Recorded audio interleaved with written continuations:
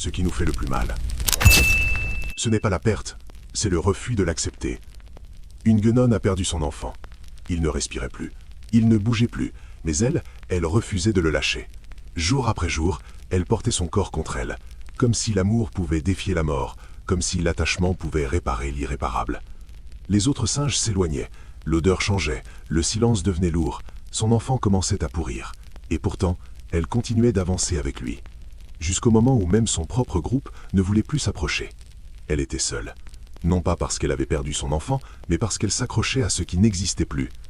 Alors, pour la première fois, elle a regardé la vérité en face. Son enfant était mort, et aucun amour, aucune mémoire, aucun espoir ne pouvait le ramener. Elle a creusé la terre, elle l'a enterré, et elle est repartie. Pas parce qu'elle ne l'aimait plus, mais parce qu'elle avait compris qu'aimer, parfois, c'est savoir laisser partir. Cette histoire ne parle pas de singes. Elle parle de toi, de ces relations que tu sais sans avenir, mais que tu refuses de quitter, de ces projets morts que tu continues de porter par peur du vide, de ces versions de toi qui n'existent plus, mais que tu refuses d'enterrer. Tant que tu t'accroches à ce qui est mort, tu t'éloignes de ceux qui sont encore en vie. Et parfois, le plus grand acte de courage, ce n'est pas de continuer, c'est de lâcher.